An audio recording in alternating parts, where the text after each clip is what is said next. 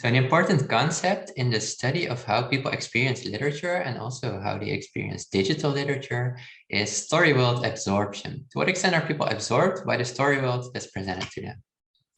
So remember that if you're reading a story, there's of course a distinction between the real world as we know it and the story world. The story world typically, traditionally, is presented via words. So you're reading those words in a book, in a novel, for instance, and you really start imagining what this story world is like in your head.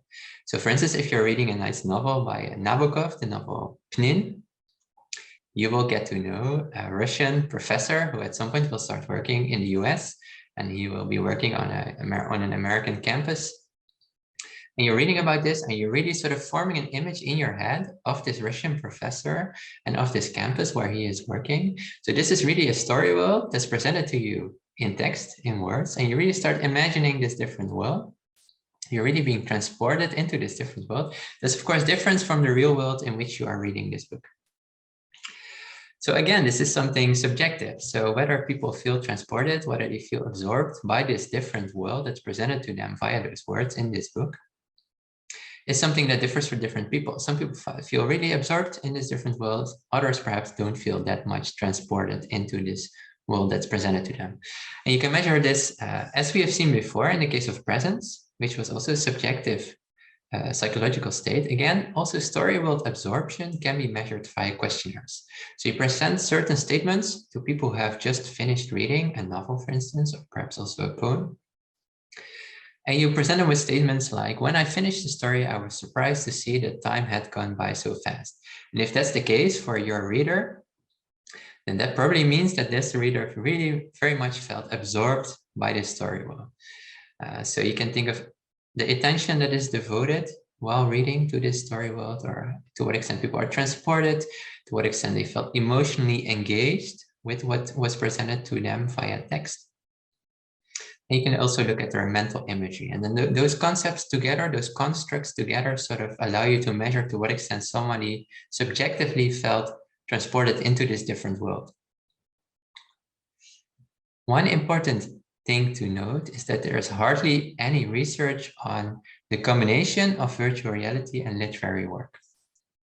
There are a couple of papers, such as those papers by Pianzola and colleagues.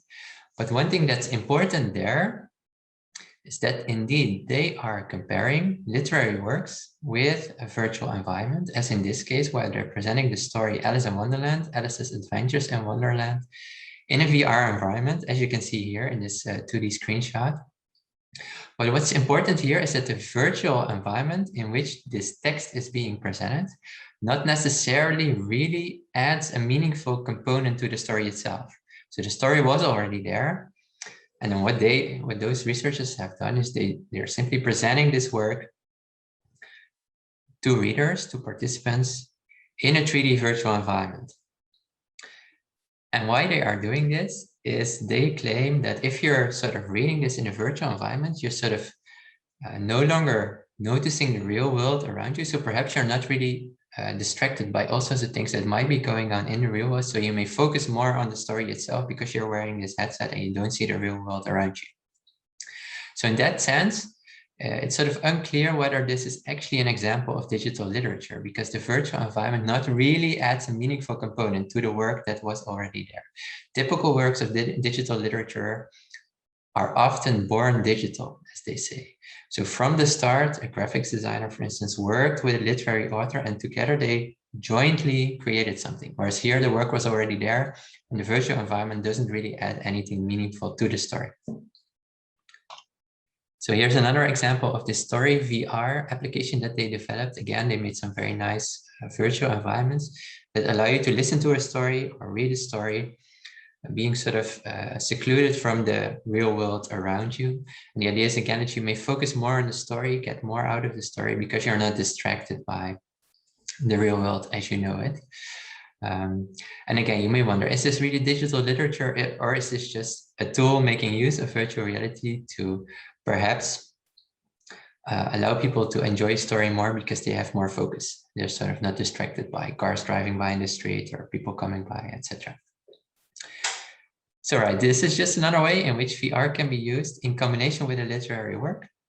but perhaps not necessarily a stereotypical example of digital literature.